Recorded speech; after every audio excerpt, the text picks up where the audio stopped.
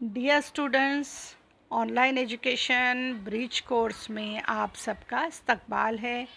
बच्चों, आज हम स्टैंडर्ड 5th मैथ्स का थर्ड टेस्ट नंबर 3 सॉल्व करने वाले हैं। यहाँ पर आप देख लीजिए बच्चों, जमात पंजुम का मैथ्स टेस्ट पेपर हम सॉल्व करेंगे। ठीक है, चलिए स्टार्ट कर लेते हैं। यूनिट नंबर 3, मार्क्स है 20 और डे है हमारा 45। चलिए स्टार्ट करते हैं। Each questions has 1 mark. हर सवाल के लिए आपको एक नंबर दिया गया है।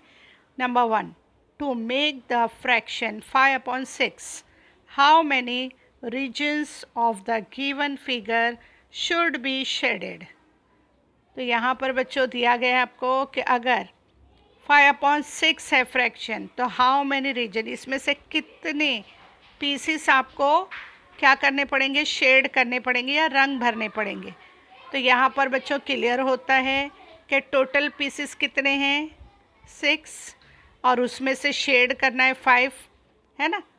तो हमारा आंसर क्या होगा बताइए। हमारा आंसर होगा 5। ठीक है, क्योंकि 5/6 क्या है, टोटल नंबर ऑफ फिगर है जितने यहाँ पर बने हैं 1 2 3 4 5 6। तो ये हम कहाँ लिखते हैं, डिनोमिनेटर में। और जितने फिगर्स को हमको शेड करना था, जितने पीसेस को, वो फिगर था 5, यहाँ ऑलरेडी लिखा हुआ है।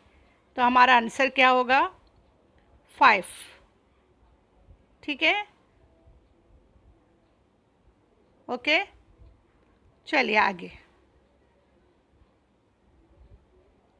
Next, if a square shaped handkerchief has to be folded at the center only one time, बीच से एक ही बार उसको मोड़ा गया, which of the following cannot be formed, इसमें से कौन सा जो ऑप्शन है वो नहीं बनेगा। यानी एक हैंकरचीफ है, उसको आपको एक ही बार फोल्ड करना है, तो नीचे दिए गए जो ऑप्शंस हैं तो उसमें से कौन सा गलत होगा या कौन सा नहीं बनेगा। ठीक है, तो बच्चों आपका हैंकरचीफ, चलिए पहले हम देख लेते हैं।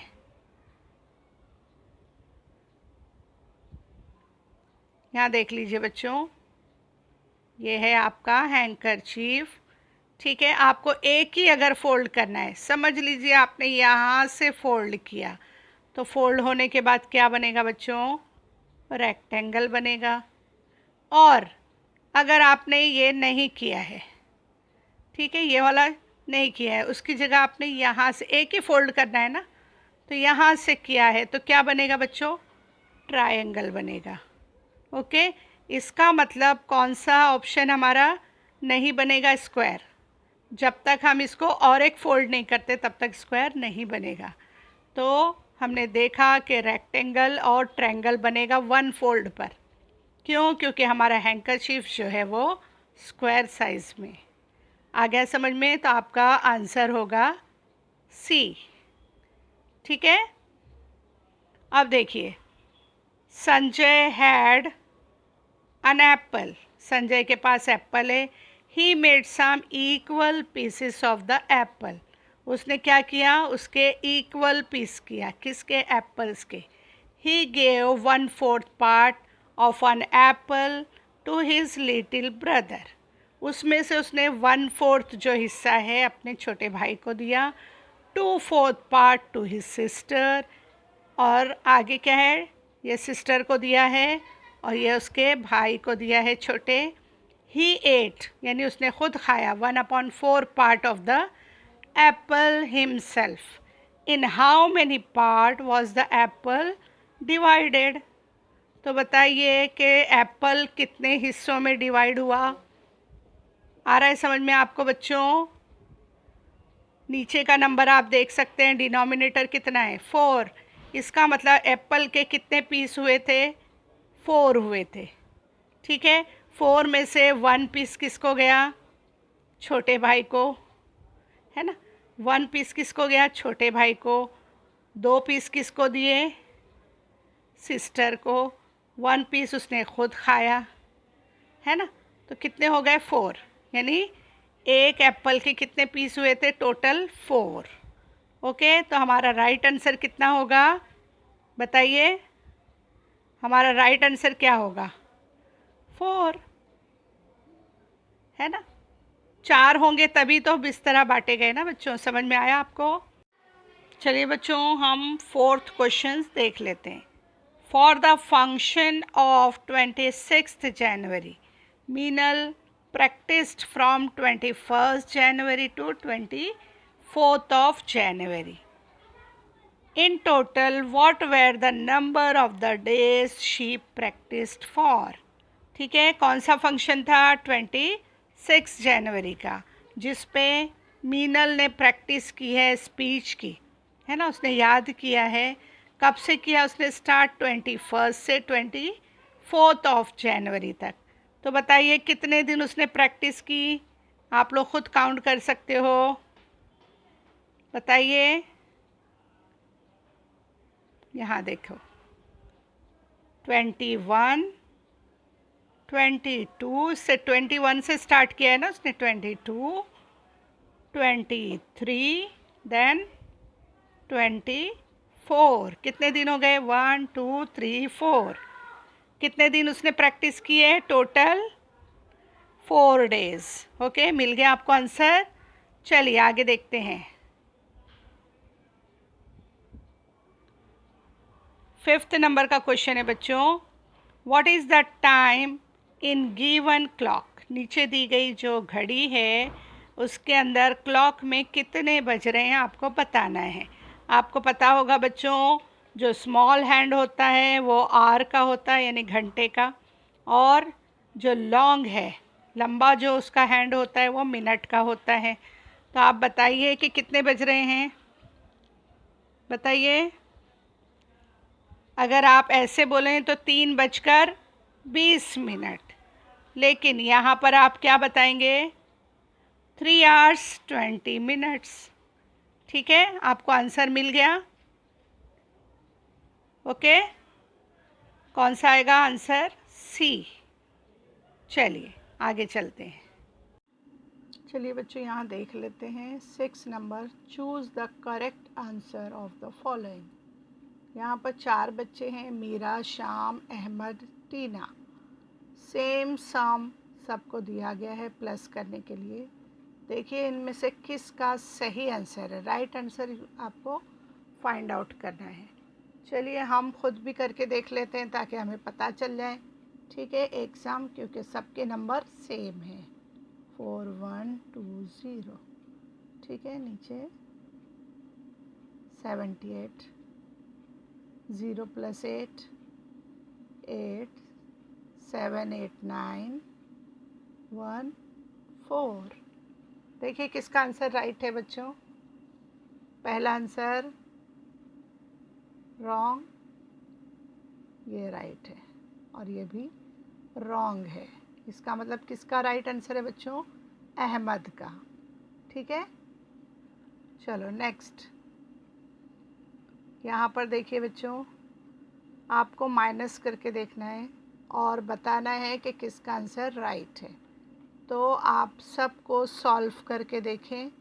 उसके बाद यहाँ देखिए लिखा है choose the correct answer of the following. यहाँ पर दिया गया है ना? तो आपको माइनस करके देखना है ताकि आपका राइट आंसर आ जाए। तो यहाँ राकेश का जो है वो राइट आंसर है और बाकी सब रॉन्ग है। ठीक है, आगे इतना समझ में नोट कर लीजिए बच्चों। चलिए आगे चलते हैं। यहाँ पर दिया है बच्चों 8 नंबर का क्वेश्चन है ये। Pihu has 12 boxes in which there are 24 mango each. Pihu has how many mangoes in total? Pihu के पास कितने बॉक्सेस हैं बच्चों? 12। और हर बॉक्स में कितने मैंगोज हैं? 24। ठीक है, 12 × 24। आपका आंसर आ गया इधर, आप सॉल्व करके देखें और आप फाइंड आउट करें राइट आंसर कौन सा है। तो यहाँ आपका राइट आंसर आ गया है, ठीक है। तो आप यहाँ लिख देंगे आंसर डी। चलिए नेक्स्ट है आपका, in a school for assembly students were asked stand in row of 11। बच्चों से कहा गया कि हर 11 बच्चों की रो बनाना है। कितने बच्चों की? 11। Such 15 rows were formed, how many students were present for assembly. तो इस तरह की 15 लाइनें बन गई, रोज़ बन गई। तो कितने बच्चे जो थे असेंबली में मौजूद थे, आप कैसे मालूम करोगे? तो 11 और मल्टीप्लाई बाय 15, आपका आंसर यहाँ पर आ गया है। आप फाइंड आउट करो यहाँ से कौन सा है, डी। तो आपका राइट आंसर होगा डी, ठीक है। चलिए आगे चलते हैं। 10 question, what is the angle between an electric pole and its stay wire। इसका जो वायर है वो और इलेक्ट्रिक पोल, ये जो है बच्चों इलेक्ट्रिक पोल जो है उसके साथ में ये जो वायर स्टे वायर, इससे कौन सा एंगल बन रहा है, ये हमसे पूछा गया है। तो बच्चों आप अच्छी तरह जानते हो कि हम 90 डिग्री वाला जो होता है बिल्कुल सीधी लाइन में, ये हमारा है क्या है, 90 डिग्री है ना। इससे जो भी छोटा होगा वो क्या होगा, एक्यूट एंगल होगा, और इससे अगर कोई बड़ा होगा तो वो क्या होगा, ऑब्ट्यूज एंगल होगा। इसका मतलब ये जो है ये क्या है, एक्यूट एंगल, ठीक है। तो हमारा राइट आंसर क्या होगा, बी, ठीक है। नोट कर लीजिए बच्चों। आगे चलिए क्वेश्चन नंबर 11 है, what is the place value of digit 8 in this number. यहाँ जो नंबर दिया गया है इसकी प्लेस वैल्यू हम देख लेते हैं, ठीक है। प्लेस वैल्यू कैसे देखते हैं बच्चों, चलिए हम फिगर लिख लेते हैं, 38272। तो ये क्या हुआ, यूनिट, टेंस, 100, ऐसे ही हम चेक करते हैं ना। और ये 1008 के ऊपर आया और ये हुआ, ये वाला 10,000 हुआ, ठीक है। तो अब ये था यूनिट, टेंस, 100 और ये 1000। इसका मतलब आंसर हमारा क्या हुआ, 8000। ओके, तो हम राइट आंसर लिख लेंगे यहाँ पर ए, ठीक है। चलिए सेकंड है, 12 नंबर पे हम देखते हैं, तन्मय has 45 marbles. He decided to give his each friend 3 marbles. How many friends will the marble be distributed amongst? आया समझ में? कितनी है तन्मय के पास मार्बल्स यानी गोटियाँ, टोटल है 45, ठीक है। और वो क्या करना चाहता है, अपने फ्रेंड्स में बांट देना चाहता है, कितनी कितनी, 3-3, ठीक है। तो अब हमको बताना है कि वो कितने बच्चों को बांटेगा। तो यहाँ पर 45 डिवाइडेड बाय 3, तो आपका आंसर आ गया 15। अब देखिए यहाँ पर आपका 15 आंसर किधर है, यहाँ रहा, B is the correct answer. आपका आंसर यहाँ पर आ जाएगा, जल्दी से नोट कर लीजिए बच्चों। चलिए आगे चलते हैं। 13 question number, Savita from her 100 rupees kept 9 rupees for her self, ठीक है। सविता ने 100 रुपये में से खुद के लिए 9 रुपये रखे। From the remaining money if she distributed it equally among 7 boys, how much money would everyone got, ठीक है। कितने पे रुपये थे उसके पास, 100 रुपीज़। सविता के पास कितने रुपीज़ थे, 100 रुपीज़। और उसने खुद के लिए कितने रखे थे, 100 रुपीज़ थे, उसने खुद के लिए 9 रुपीज़ रखे थे, तो हम 100 में से -9 करेंगे, आपको मिलेगा 91। अब सविता के पास सिर्फ 91 रुपीज़ है। अब उसको ये अमाउंट 7 बॉयज़ में डिवाइड करना है, तो हम क्या करेंगे, 91 डिवाइडेड बाय 7, आपका आंसर होगा 13। फाइंड आउट करो, इधर 4 आंसर जो ऑप्शन है उसमें से B is the correct answer. आप इधर बॉक्स में लिख देंगे right answer is B. Okay, next, चलो आगे देख लेते बच्चों। Gokula and Maruti had 1000 rupees each. Gokula and Maruti had 1000 rupees each. दोनों के पास कितना है, 1000 rupees. Gokula spend 120 rupees and Maruti spend 180 rupees.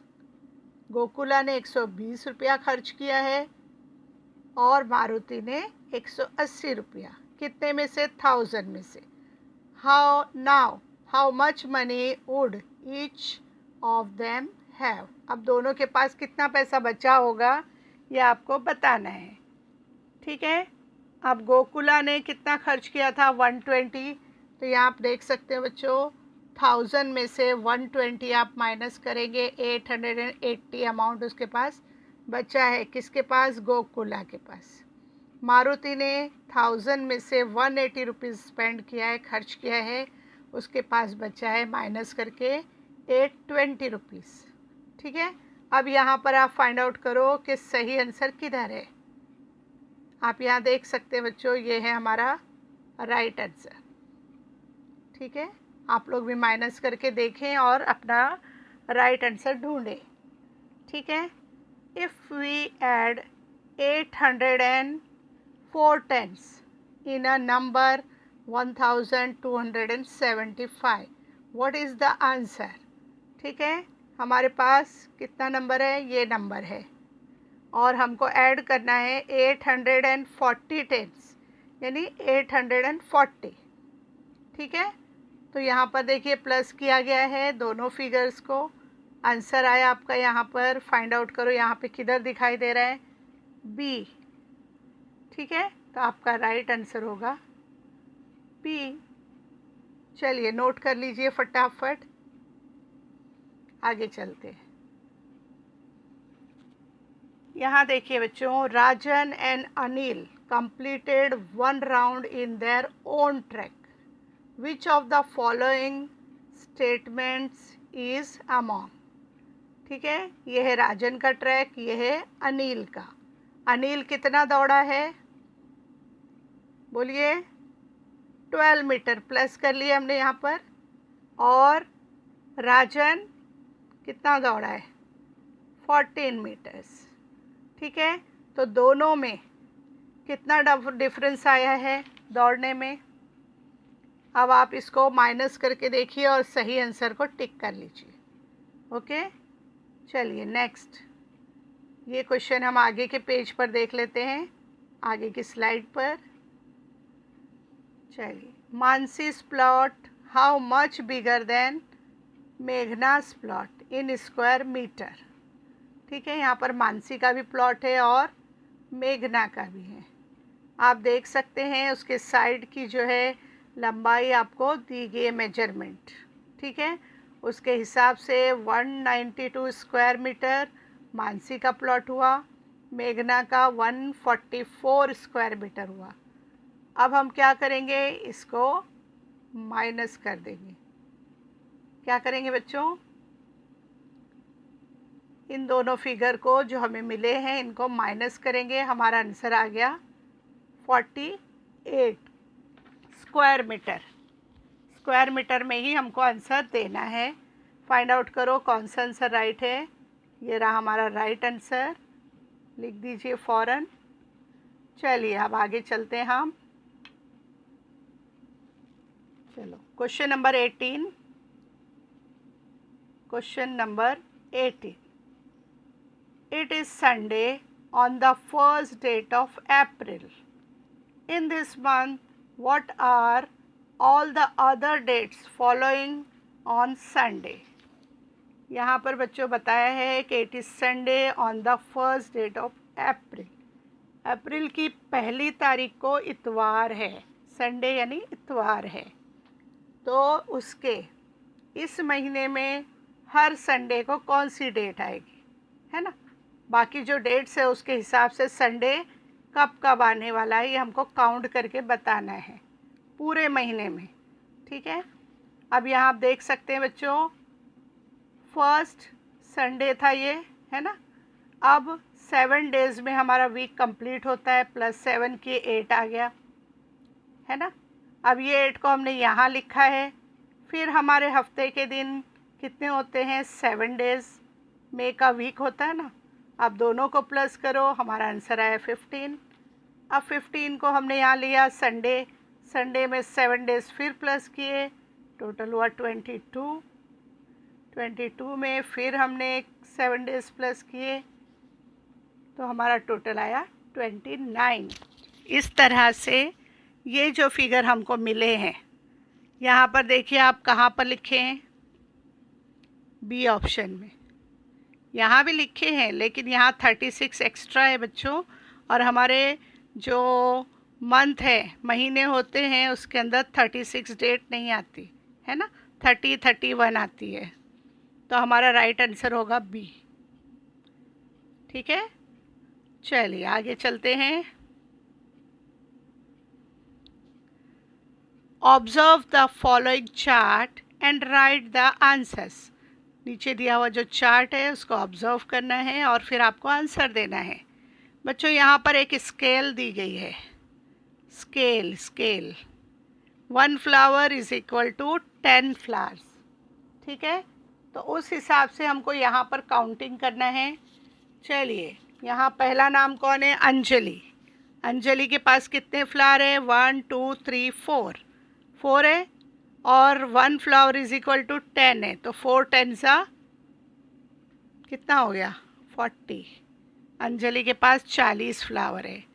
रुखसार के पास कितने हैं, 1 और 2, और यहाँ पर 1 फ्लावर इज इक्वल टू 10 है, इसका मतलब यहाँ पर उसके पास 20 है ना। एक को हम 10 मान रहे हैं। वैभव के पास देखते हैं 1 2 3 4 5, अगर हम 10 से काउंट करें तो 10 20 30 40 50, ठीक है।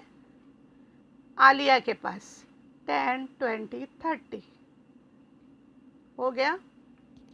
इस तरह से अब देखते हैं, in the flowers of Anjali and Alia are combined. अगर कहाँ गई, अंजलि एंड आलिया, इन दोनों के फ्लावर्स को प्लस किया जाए। यहाँ देखिए, ये है अंजलि का, ये है आलिया का, है ना। ये है अंजलि और ये है आलिया, ठीक है। दोनों को प्लस किया गया तो आंसर क्या आया बच्चों, हमारा 70। अब आगे देख लेते हैं, दोनों को हमने कंबाइंड कर लिया है। How many more will be the number of flowers of Vaibhav. Vaibhav के कितने ज़्यादा हैं फ्लावर, ठीक है। अब दोनों का टोटल 70 हुआ है, तो वैभव के देखिए कितने हैं, 50 फ्लावर्स है यहाँ पर 50। तो हम क्या करेंगे, ये 70 किसके हैं, आलिया और अंजलि के, उसमें से माइनस करेंगे 50 को, कितने बच गए हमारे पास, 20। तो अब कितना डिफरेंस आ रहा है इन लोगों का, या ज़्यादा है। अंजलि और आलिया के पास कितने फ्लावर्स ज़्यादा हैं वैभव से, तो हमारा राइट आंसर इधर आ गया 20 यानी सी, ठीक है। चलिए बच्चों नेक्स्ट क्वेश्चन देख लेते हैं। In the flowers of Anjali and Alia are combined, how many more will be the number of flower of Vaibhav.